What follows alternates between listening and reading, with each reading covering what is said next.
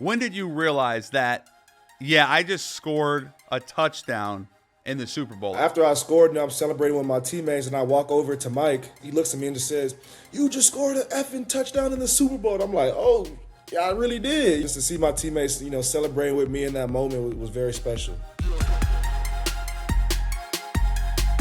Welcome to the Schultz Report, presented by Fanatics Sportsbook. I'm your host, NFL insider Jordan Schultz, and in today's show, we're wrapping up an electric 2025-26 NFL season that was punctuated by my hometown Seattle Seahawks winning the Super Bowl. And speaking of Super Bowl champ and an anchor of one of the most dominant defenses in recent Super Bowl history, Uchenna Nwosu, Pick-6 man, will be joining us today to talk about what it feels like to be a Super Bowl champ, his iconic Pick-6, and what's next for the Hawks. And of course, we have Keyshawn Johnson tapping in to share his final thoughts on the season. Lock in and let's go. Another incredible pro football season is in the books, and with Fanatics Sportsbook, there are plenty of ways to get in on the action even beyond football season.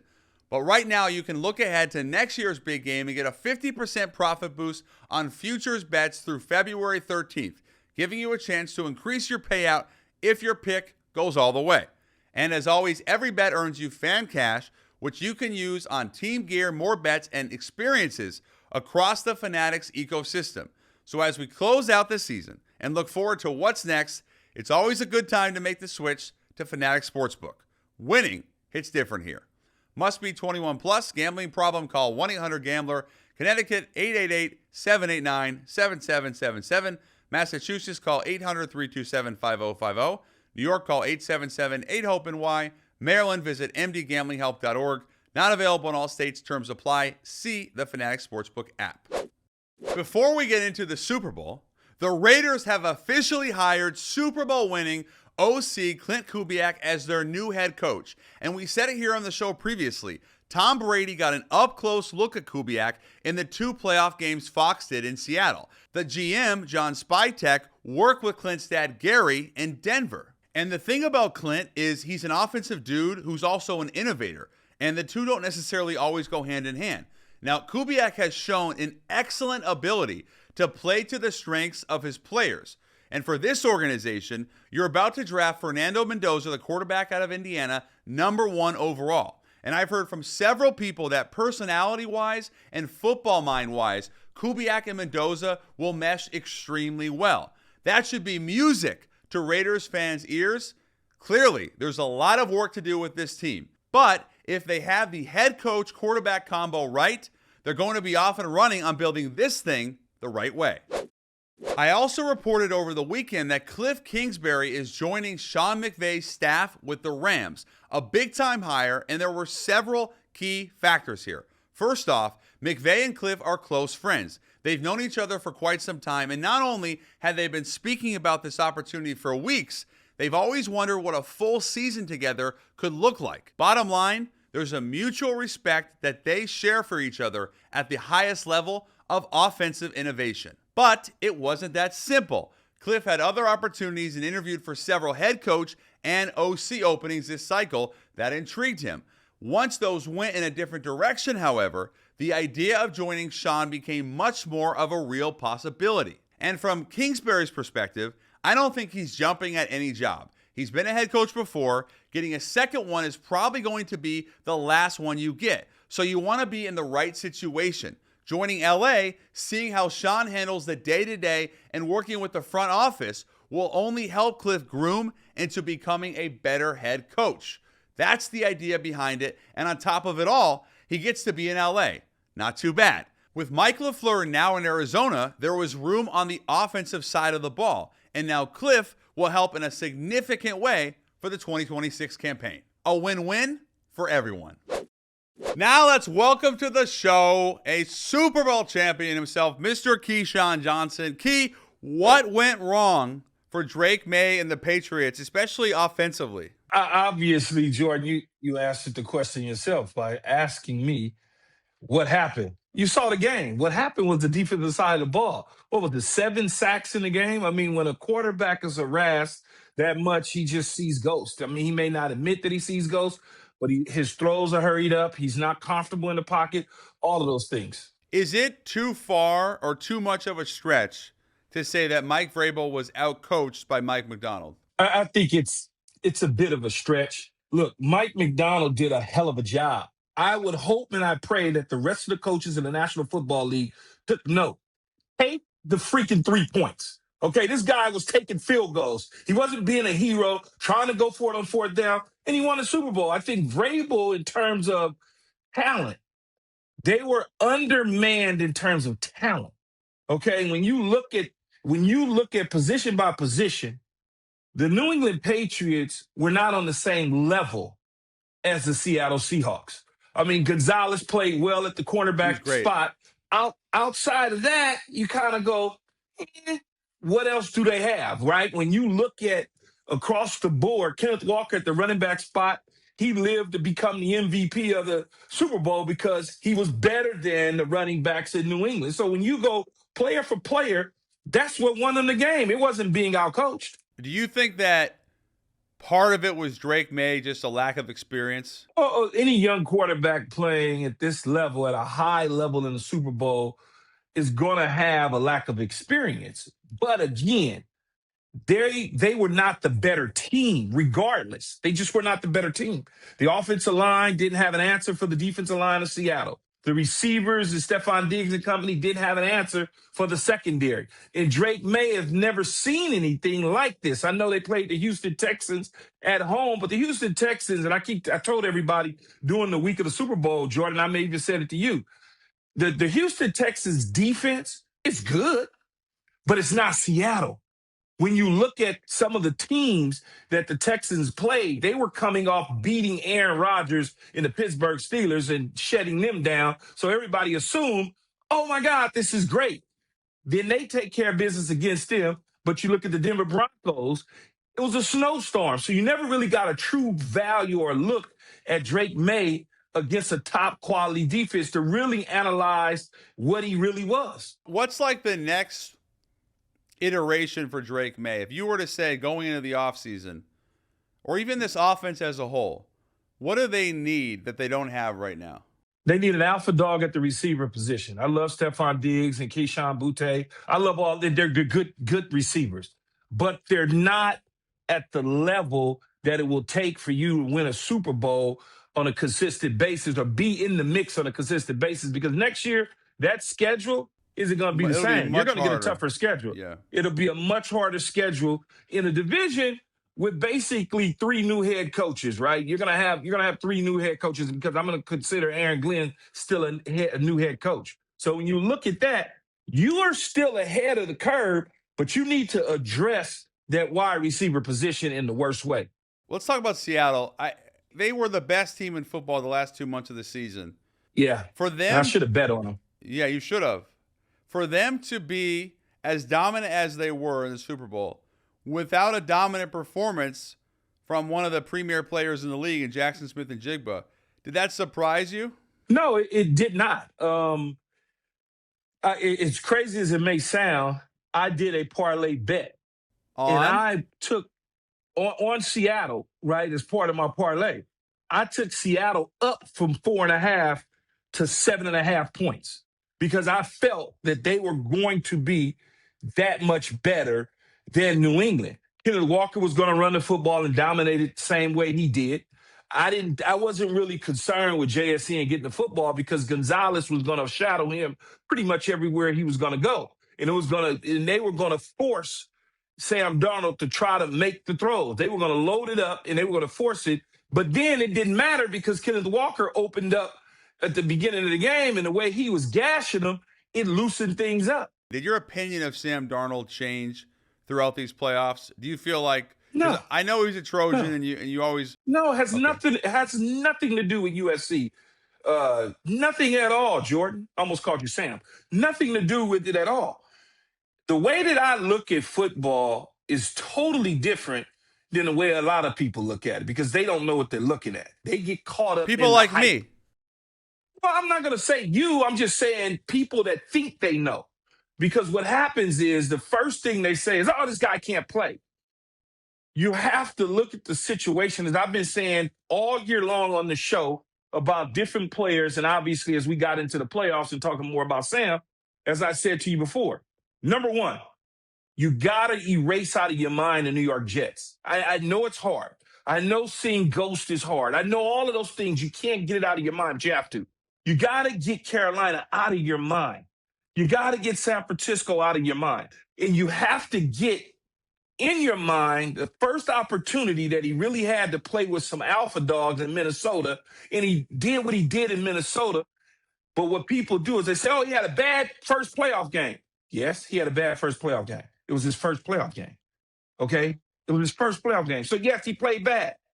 Then he goes to Seattle, and he gets players and a defense and a coach around him so he can be successful and succeed. And now everybody's still scratching their head as to try to figure out if this is here to stay. I personally believe it's here to stay. He's here to stay. This is what you're gonna get from Sam Darnold over the next 8 years in the National Football League. That's just my opinion. Okay, so Key, to that point, Sam Darnold, who finds success later on in his career, is it fair to say that there are other players, especially at the quarterback position, who have been unfairly labeled bust because of the situation they were in that didn't necessarily allow them or enable them to succeed? 1,000%, Jordan. I mean, we could go all the way back to Geno Smith, right? He didn't go to the Super Bowl, but we could just stay in Seattle for a minute. When Pete Carroll realized and recognized I could get the same things out of him that I got out of Russell Wilson, he sent Russell Wilson packing, and Geno Smith continued to thrive in Seattle. You see it all the time. One of the biggest mistakes that the National Football League that coaches and personnel people do is they give up on the quarterbacks too early. When you look at certain quarterbacks, if they go to the wrong situation in the wrong spot, they're going to fail miserably over and over and over again. You go to Baker Mayfield. Baker Mayfield in Cleveland did well. They just got tired of his antics and all of his, situation, and it was time for him to go. Then he goes to a bad situation in Carolina, really bad. So he looks like he can't play football. Okay, even if you spotted him 40 points, he would give it up. And then he goes to the Rams and he gets with the coach and some players that understand how to coach a guy up. And then he's kind of has this little bit of a rebirth in a short period of time. Then he goes and you see him with Liam Cohen and company in Tampa Bay, and now he's there to stay, and he's the Tampa Bay Buccaneers quarterback of the future. You got to be in the right situations. That's really all it is. You look at George Pickens. George Pickens was in Pittsburgh as a receiver, and it was like, he's crazy. He's going to cost the team. He's always in trouble. No one ever looked at he's got George Schultz throwing him the football. No one ever looked at that.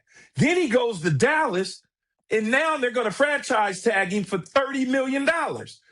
That's an example of people in the wrong situation at the wrong time. What would be your advice to an organization that has a young quarterback, especially? Maybe they drafted him high, first, second round. It's not going great. How long do you give someone before you pull the plug and you think it's never going to work? I give them at least 4 years. Okay.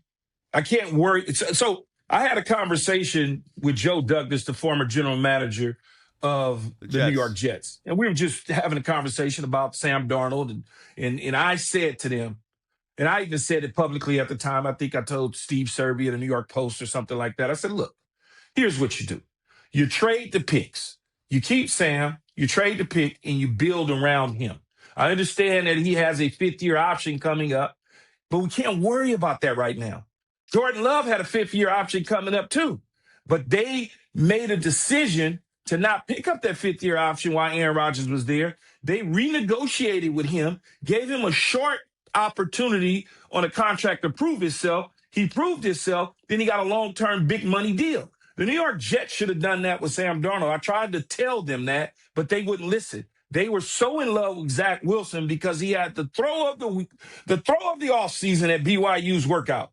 And they made a decision to move on from Sam Darnold and draft Zach Wilson Even though 3 years earlier they had just drafted Sam, I think at the either third or the fourth spot, and they take Zach Wilson at the second spot. I could have took that number 2 pick and got a haul of players that would have helped us build our organization for the next 10 years. But again, sometimes these people just don't know what they're doing. They really don't. There's a lot of organizations that could take a look at what Seattle did with Geno or Darnold and say, okay, or Minnesota, by the way. I'm sorry, or Indianapolis. Or Minnesota. Or I was Minnesota with Kevin O'Connell developing, but I was thinking Indianapolis with Daniel Jones. Quarterbacks that have been cast off. But here's the deal. Here's the deal with Daniel Jones that you bring that up, though, Jordan. Daniel Jones left Brian Daboll in New York with the craziness, went to Minnesota, sat in a room with a guy who understands an offense, who coaches quarterbacks pretty decently. Whatever that was over those 6, 7, 8 weeks that he was there, whatever the number of weeks was, he learned enough. But on film, he had enough film that you knew he could be okay if he stays healthy.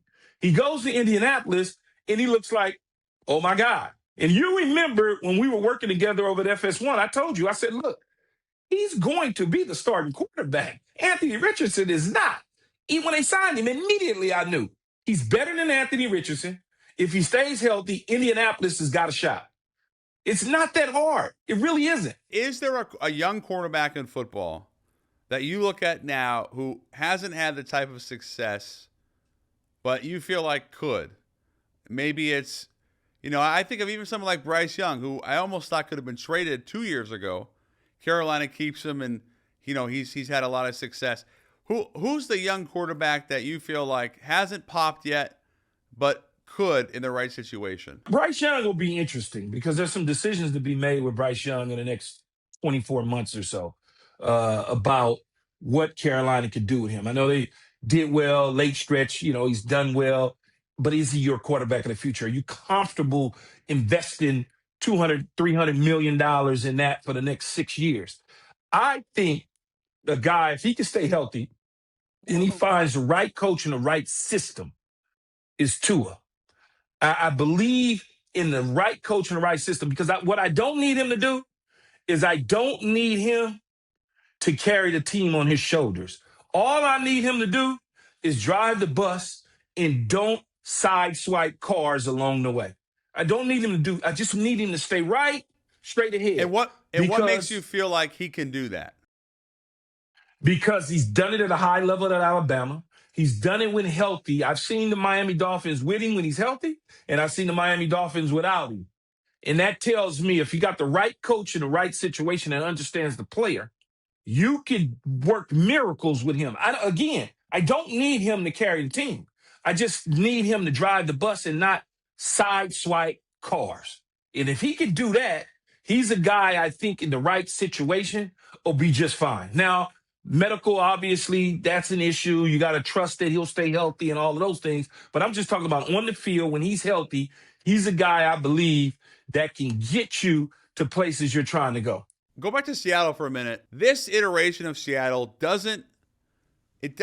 it's not exactly like they were with the Legion of Boom, but there are some similarities. Young defense, quarterback, running game. There's some similarities there. Let me ask you a question. Why is it any different than what the Legion of Boom was? Because the Legion of Boom came first? I think the Legion of Boom was you had Cam, Sherman, and Earl, and potentially 2 or 3 Hall of Famers there, at least 2, I think.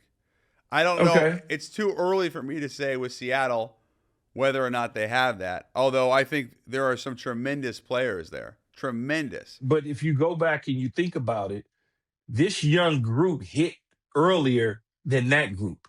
Right. This group hit earlier. Year 2. Yeah. You see what I'm saying? Year 3. Yeah. So they hit earlier than that Seattle group. So like you said, it's still early. So if we're talking 8 years from now, maybe there is 2 or 3 Hall of Famers that are there. I mean, so I'm not ready to count them out. I understand Legion of Boom got the name, and I understand that it's the hype, and I understand Richard Sherman was on TV talking to Aaron Andrews, and the hype and the buildup and all this yeast was coming. I get all of that. But when you look at this team and the way that they dominated defensively against the New England Patriots, that isn't isn't the greatest show on turf offensively, they still did a number on them in the Super Bowl. And that's a lot. What's the upside for Seattle the next several years? Like, in other words, does Seattle have the makings of a dynasty? Is there enough there? Well, I want to see what happens at the offensive coordinating position now that Kubiak is taking the Raider job. What's going to happen? Who is he going to bring in? Is he staying within? I need to see what that makeup is going to look like with the staff. Is other guys going to Oakland or Las Vegas with Kubiak? Like, what's going to happen in that situation? If they get the right coach in there that don't screw it up, then they can certainly find themselves right back in the Super Bowl again next year. Kenneth Walker is a free agent. Would you bring him back, knowing also that Charbonnet comes off the injury? Of course, 1,000%. It's not even anything to talk about. First time we get an opportunity to negotiate, we're going to negotiate. And Kenneth Walker is going to want to stay in Seattle because I'm going to make it right for him, and I'm going to give him what he needs to have him there. You don't move on from MVPs that had success in the Super Bowl. You just don't move on from them. I don't know that they would have won the Super Bowl without Kenneth Walker. I don't know if they would have been there without Kenneth Walker in the postseason. To that point, do you start to look at extending Sam Darnold long term? I don't think people realize, he's only 20. I think he's 27.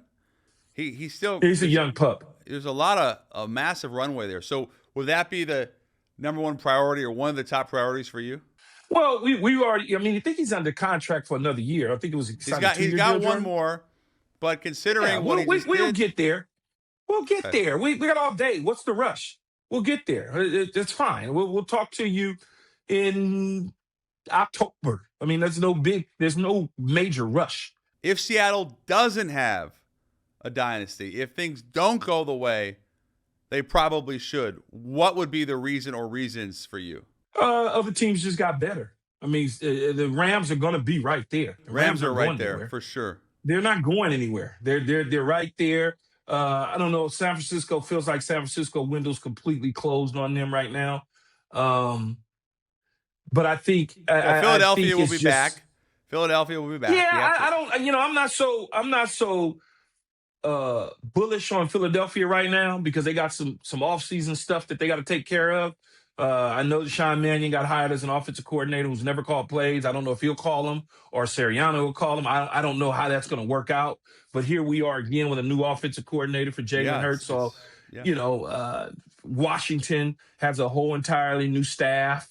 The Cowboys are the Cowboys. Green Bay, they lose their defensive coordinator. So there's a lot of questions to be answered in the next several months in the offseason. About some of these teams. But I think Seattle will be right in that 4-team mix for the postseason at the end of the thing next year to be like in the NFC Championship game, talking about making it to the Super Bowl. Key, our friends at GoPuff have been lobbying a ton to get the day after Super Bowl, Monday, a national holiday. Now, next year is President's Day, so it's irrelevant. But in general, should the American public be subject to a day off on Monday following the Super Bowl? It's so funny you asked me that, Jordan. So yesterday, I went into the post office. Yesterday, by the way, yesterday was Monday, day after Super Bowl. Okay, go. Yes, Monday after the Super Bowl, I went into the post office. And I got there, and the lady was coming in, and she looked like she had a rough night, right? And I'm like, hey, you're here pretty early. She got after it on Sunday. I know. Yeah, she goes, I got after it Sunday. And I told her, I said, it's Monday should be a holiday after the Super Bowl. It should be a national holiday after the Super Bowl. And if it's not a national holiday, the whole city or the whole state should, the governor or whoever, the mayor of that city, the governor should write in the law that it's off. Monday's off. People don't have to go to work. The whole deal. That's what I literally said that on Monday. I totally agree. I'm like, because most people are throwing them back. They're eating like they don't feel good the next day. Not sleeping. Right? And not sleeping. You're tired. People are mad because they lost. People got a lot of anxiety. Or they won a lot of money and they're hammered. People won a lot of money. They're extremely happy and they hammered. Why not? Most people are not at work on Monday any damn way. I think Thursday and Friday of March Madness, the first week, and then Monday after Super Bowl, those are the two must-haves the American public deserve to have off. I wonder if they'll ever consider that. I mean, they consider a lot of things in politics, so who knows? Well, our friends at GoPuff are lobbying hard to make it happen, so maybe we will get very lucky. Keyshawn, I didn't see you in San Francisco. That's sad. I didn't see you. Yeah, I didn't see. Well, I was in and out. I was in and out. I went in Wednesday, got out on Friday morning. Wednesday evening, had dinner, and I got out Friday morning after all my meetings Thursday. Well, there's always a seat for you here in New York. Whenever you want to grace us with your presence. Soon as it warm up, we'll come. It's too cold, man. It's been tough. Key, we appreciate you, brother. Lots of love. All right, man. We'll talk. Let's welcome to the show Super Bowl champion, Mr. Pick-6, linebacker for the Seahawks, Uchenna Nwosu. Absolute pleasure to have you, bro. Congratulations. You just told me off camera that it still hasn't quite hit you. Is it starting to a little bit?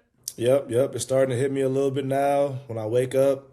The feeling like, just being a champion is crazy, so I'm just trying to take it all in, soak it all in, and enjoy the moment. Where did the nickname the Darkside come from? How did that originate? Honestly, I don't know. I've been asked that question a couple times this year. I think it's something that our DC AD, Aiden Dirty, he's something he brought over. I think that's the first person I heard say it. So shout out to him if he's the originator. Uchenna, your pick-6 off Drake Maye in the Super Bowl was one of the biggest defensive sequences of the game. What was going through your mind throughout that entire play? The first thing on my mind was, man, just go score. Don't get caught. I looked to my left. I saw a lineman. I knew I could beat him. I saw no skill players. I'm like, okay, I'm good. Just don't trip, don't fall, don't run out of bounds. Just go score. Because there were no skill guys, there was no speed chasing you. No speed. And when you say don't trip, are you actively, like, as your legs are getting picked up, thinking to yourself, don't trip, or like, how does that manifest itself in your brain? Nah, I'm not really thinking. I'm an athlete. I played every position. Okay. Football, so I was just making a joke out of that. But I'm just thinking, man, just go score, get in the end zone, and let's just win this game. When did you realize that, I just scored a touchdown in the Super Bowl? Like, how did that hit you? After I scored, and I'm celebrating with my teammates, and I walk over to Mike. He's standing there, and he looks at me and just says, "You just scored an effing touchdown in the Super Bowl." And I'm like, "Oh, yeah, I really did." Wow. This was crazy, man. Just to see my teammates, celebrating with me in that moment was very special. Guys always say the game is so long and that it's not like a normal game. Did that affect you at all on a personal level in terms of the longer halftime, the grandiose of it? No, not at all. I actually liked the halftime. That was, the extra time we had. We got to take our shoes off, take our pads off, really just relax. If you need something to get worked on, you have actual time, like get an IV or, get something worked on by the trainer. So it was nice, be able to get off your feet, especially, how hard that first half was. It really was a defensive battle. So I really appreciated it and didn't find nothing wrong with it at all. You've been around several coaches in your career. What makes Mike Macdonald different? Just with Mike, he's very unique. You know what you're going to get with that guy. He's the same person every single day, which you really appreciate as a player. You know what you're going to get from your head coach, knowing he's not going to switch up. That's very important to any guy's career. So I appreciate that about Mike. He loves football. He's a defensive guy. I play defense, so that's also good for me. And just knowing who he is, knowing how he calls the game, knowing how aggressive he is and what he likes to do. At what point in the game did you guys realize we are better than them? Honestly, we knew we was better than them before we even got to San Francisco, honestly. I'm not even going to lie to you. Like, the way we studied film and just watched and prepared and how we saw those guys operate, we knew, like, we couldn't be stopped. They knew that they couldn't mess with us, especially defensively. We knew we were the best in the world, best in the league. And so all week our mindset was, go out there and show it. These guys can't hang with us, and we were able to prove that on Sunday night. Did you personally have any nerves before the game? Oh, absolutely. It's the Super Bowl, man. To be honest, the championship game with the Rams, I had more nerves than the Super Bowl, honestly, because that was just so tight, and it was just like back and forth, and it was like heavy hitters. But then it was the Super Bowl, so I still had nerves, but then after that first hit, I was good to go. So this is Seattle's second Lombardi. At what point in the season Uchenna, did you realize that this was the makings of a team that could potentially win a Super Bowl? Was it in preseason? I think it just goes back to the whole season, man. Just the work that we put in, even to last season, what we were able to accomplish. I know it was Mike's first year. It was Mike's first year coaching. Guys were going up and down with injury, like myself. But we had this thing brewing since last year, man. We had the makeup, we had the guys. We just had to put it all together. In our second year in the defensive scheme, guys getting comfortable, guys doing what they're doing, allow them to play faster, man. We knew we had a special unit. And we definitely carried that into this season, and it showed all year. We had Nick Emmanwori on a few weeks ago, and I think he's one of the best young defensive players I've ever seen. I just, everything about him. For you personally, what have you seen from him that makes him so special? Man, he's just who he is. He's just a real football junkie, man. He loves football. His athleticism is off the charts. He doesn't let things waver or get to him. He acts like he's been there before, which is awkward to see from a rookie. Especially a guy who just turned 22 years old a few days ago. He's act like he's been there before. He knows what to expect. He's just a true vet as a young guy, and that's very rare to see. And I'm happy for Nick and all his accomplishments. Another guy at a monster game was Spoon. It felt to me like he was as locked in as ever. How would you describe Spoon as a football player? Yeah, that's exactly what he is. He's a true football player. Every time we have a break, he's in our team locker room watching film, talking about coverage, talking about routes and everything. Spoon is just a football guy, man. He's a very low key guy. Don't spend no money. He don't do nothing. Don't dress fancy. It's all ball. All ball, man. He's all ball, which you really appreciate from a guy like that. And all his hard work is shown this year, being the top, cornerback in the league this year, Pro Bowler, All Pro. He deserves it all. How about you, Uchenna? What has being in Seattle allowed you or enabled you to become as a football player and as a person? It's allowed me to find who my true self is. My road in Seattle hasn't been easy. I'm sure a lot of people know. I got there in 2022, had the best year, career highs across the board and everything. Sacks, hits, hurries, everything. And then come back the next year, I think week 5 or 6, I end up tearing my pec. Season-ending injury. I come back the next year, and I have a knee injury again, quad tear, meniscus. I'm going up and down through injury. And to come back this year and have a Super Bowl champion, try to get back to the player I was, it just shows me that I'm a tough, resilient person. I always work hard. I'm going to keep fighting no matter what. And, I've been through the worst of it.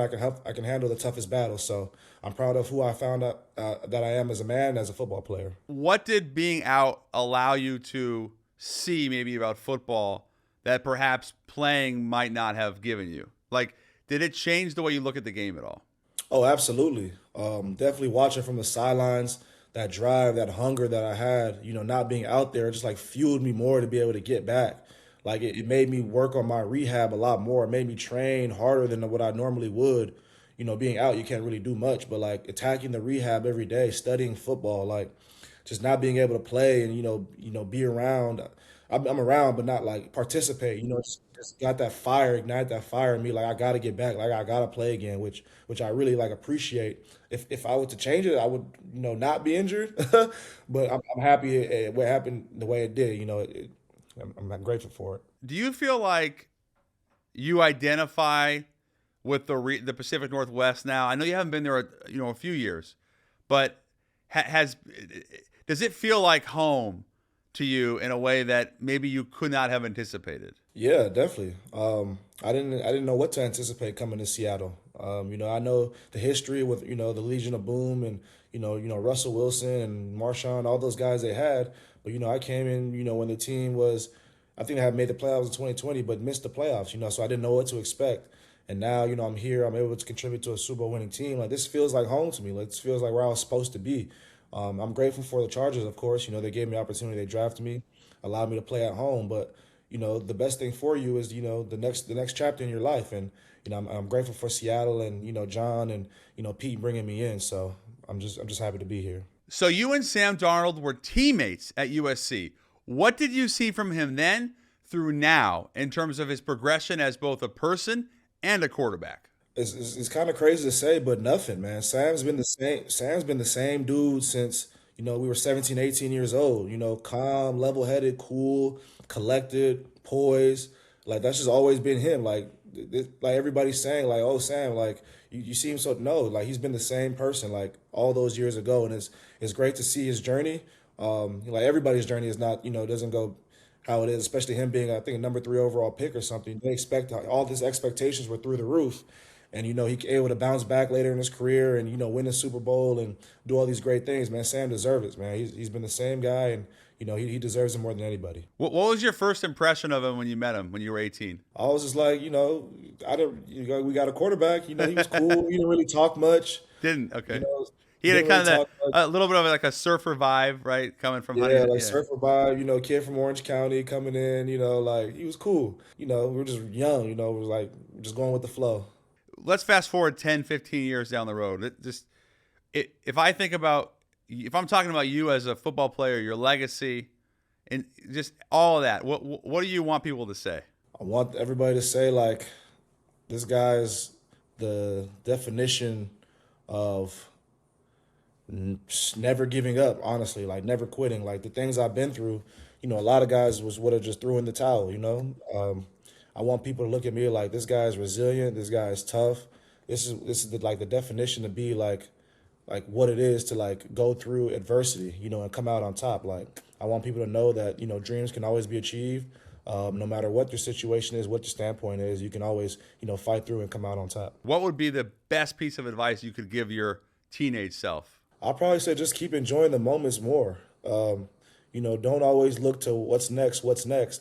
Just live in the present, live in the moment, enjoy every every step of the way, the good and the bad, because you never know what's going to happen. So just enjoy every moment, embrace it, and let it just drive you. The parade and the ring are still coming. What have the last 36 hours been like emotionally for you? It's been great, man. I've been living on cloud 9, man. We've just been enjoying the moment. We got the plane ride home. Everybody's taking pictures with the trophy, or we playing cards like we normally do. We're shadow boxing on the plane and 30,000 feet in the air. We just doing us, man. We're just enjoying the moment. Who had the most fun after the game? Probably the coaches, man. The coaches got after it. Oh, the coaches got after it, man. That's hilarious. Man. You give me flashbacks to the party, man. The coaches were having fun. Even Mike. Especially Mike.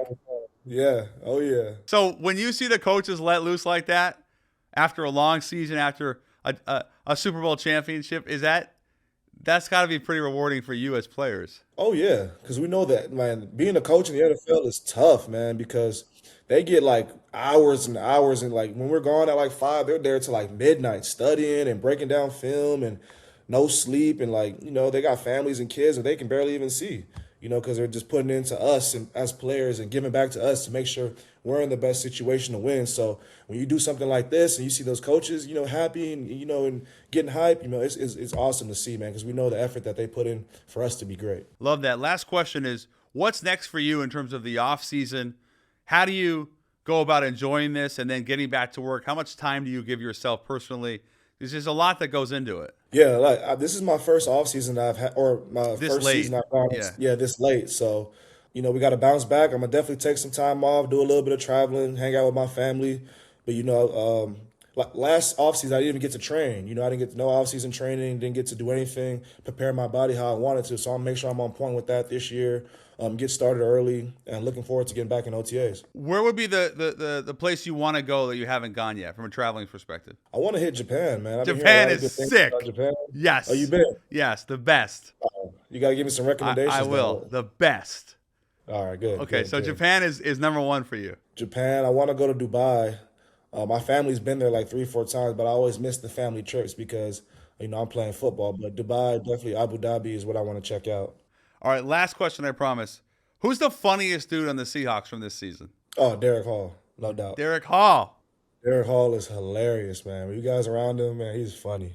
What would be something he would do that would make you laugh? You got to be around him, man. He's hilarious. The thing he says, how he acts every day, it's just funny. Uchenna, thank you so much for joining us right here on the Schultz Report. Congratulations on your Super Bowl victory over the Patriots. Enjoy the parade, and we'll talk soon. Thank you so much. And that's it for this episode of the Schultz Report. Thank you to Super Bowl champion Uchenna Nwosu for joining us just days after his massive performance in the big game. Thank you to Keyshawn Johnson for joining us this entire season. And thank you for watching. Remember to like, comment, subscribe, and share, and I'll see you for more exclusive news and intel on NFL free agency, the draft, and of course, the next NFL season.